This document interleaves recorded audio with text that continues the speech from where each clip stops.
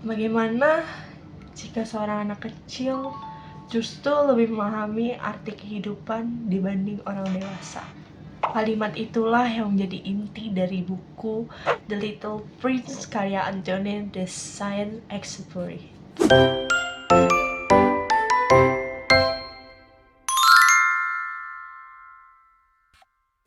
Prince atau The Little Prince. Buku ini pertama kali diterbitkan pada tahun 1943 dan sering dianggap sebagai cerita anak-anak. Namun, sebenarnya buku ini tuh memiliki makna yang sangat dalam dan filosofis tentang kehidupan manusia, kayak misalnya tentang cinta, persahabatan, hingga cara orang dewasa memandang dunia. Cerita bermula dari seorang pilot yang mengalami kecelakaan pesawat di Gurun Sahara. Saat ia sedang sendirian dan berusaha memperbaiki pesawatnya, tiba-tiba ia bertemu seorang anak kecil misterius bernama The Little Prince. Anak kecil ini terlihat sederhana, polos, tetapi memiliki cara berpikir yang sangat unik. Hal yang pertama ia minta kepada sang pilot adalah menggambarkan seekor domba. Dari percakapan sederhana itulah hubungan mereka mulai terjalin. Percakapan itu juga sang pilot tahu kalau misalkan Little Prince ini tuh dia berasal dari asteroid kecil yang bernama B612, yang dimana planet itu tuh ia hidup sendiri bersama 3 gunung berapi yang kecil dan sebuah mawar yang sangat ia sayangi. Mawar tersebut cantik tetapi juga manja dan sering membuat Little Prince bingung dengan sikapnya. Karena merasa sedih dan tidak memahami mawarnya, Little Prince memutuskan untuk pergi meninggalkan planetnya untuk menjelajahi alam semesta.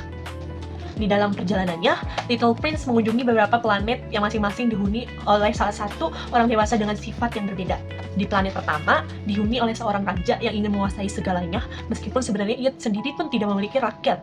Raja ini tuh di sini dilambangkan sebagai manusia yang haus akan kekuasaan dan selalu ingin dihormati. Lalu selanjutnya, di planet kedua, dia bertemu dengan orang sombong yang hanya ingin dipuji dan dikagumi oleh orang lain. Karakter ini tuh menggambarkan bagaimana manusia yang hidup demi validasi sosial dan pengakuan. Selanjutnya, ataupun di planet ketiga, Little Prince bertemu seorang pemabuk yang meminum alkohol untuk melupakan rasa malu karena dirinya suka minum. Jadi gimana ya maksudnya? Dia suka minum, tetapi dia ingin melupakan kalau dia suka minum dengan minum lagi gitu. Jadi tokoh ini tuh menggambarkan bagaimana manusia yang terus lari dari masalah tanpa pernah menyelesaikan masalahnya tersebut. Dan selain itu juga, si Little Prince juga bertemu seorang pebisnis yang sibuk menghitung bintang dan menganggap semua bintang itu miliknya, tapi padahal bukan milik dia gitu. Jadi karakter ini tuh melambangkan bagaimana manusia modern yang selalu terobsesi pada uang, angka, dan kepemilikan hingga lupa menikmati hidup yang banyak maknanya gitu. Sebenarnya kalau misalkan dia mau menikmati hidup dengan sebuah makna yang bagus gitu tuh bisa, cuman dia karena terobsesi dengan angka, uang, sehingga dia tidak bisa menikmati kehidupan ataupun makna asli dari kehidupan itu sendiri gitu. Selain itu, si Little Prince juga bertemu dengan ilmuwan tua ataupun geografer yang menulis tentang dunia, tetapi dia tidak pernah melihat dunia secara langsung. Dan dimana tuh tokoh ini tuh menunjukkan bagaimana seorang manusia itu terkadang lebih sibuk dengan teori dibandingkan dengan memahami kehidupannya. Jadi dia benar-benar sibuk dengan teori saja tanpa ada praktek aslinya gitu. Dia hanya berteori terus tanpa ada praktik aslinya gitu. Nah, dari semua pertemuan tersebut, Little Prince mulai menyadari bahwa banyak orang dewasa ini tuh kehilangan makna hidup dan terlalu sibuk dengan mengejar kekuasaan, materi, dan juga hingga pengakuan gitu. Yang dimana si penulis ini tuh sebenarnya ingin menunjukkan bahwa orang dewasa ini tuh sering banget ngelupain hal-hal yang sederhana, yang dimana hal sederhana inilah yang penting gitu. Kayak misalnya tuh seperti cinta, kebahagiaan, dan juga hubungan dengan sesama manusia. Singkat cerita, ketika si Little Prince sudah menjelajahi planet-planet itu, sampailah dia di bumi, yang dimana Little Prince bertemu dengan seekor rubah yang menjadi salah satu karakter penting dalam cerita ini. Di sini, si rubah mengajarkan Little Prince tentang arti menjinakkan. Ini menjelaskan bahwa seseorang yang menjadi spesial itu karena waktu dan perhatian yang kita berikan kepada dia gitu. Selain dari karakter rubah itu, aku juga tertarik dengan si karakter mawar, yang dimana Little Prince ini mempunyai makna terdalam terhadap si mawar ini. Awalnya sih Little Prince itu menganggap kalau mawarnya itu merepotkan, tapi setelah ia bertemu banyak mawar lain di bumi, ia tuh sadar bahwa mawarnya itu tetap spesial karena ia telah merawat dan mencintainya. Dan juga sebelum itu kan diajarkan arti menjinakkan dengan si rubah ya kan. Jadi dia bisa tahu kalau misalnya mawar ini tuh spesial karena dia sudah memberikan waktu dan juga perhatian ke si mawar ini, berbeda dengan mawar-mawar yang ada di bumi itu gitu. Dari sinilah kayak aku belajar bahwa cinta tuh bukan tentang menemukan yang paling sempurna, tapi tentang menjaga dan menghargai hubungan itulah yang si Little Prince miliki gitu. Lanjut masuk ke kelebihan dan kekurangannya. Menurut aku, kelebihan terbesar dalam buku ini adalah cara penyampaiannya yang penuh makna dan juga filosofis. Maknanya itu dalam banget, walaupun ini dibilangnya buku cerita anak-anak. Tapi menurut aku ini bukan untuk anak-anak, karena kalau misalkan di dalam lebih lanjut, ini maknanya benar-benar bagus banget. Apalagi setiap karakternya mempunyai maknanya sendiri.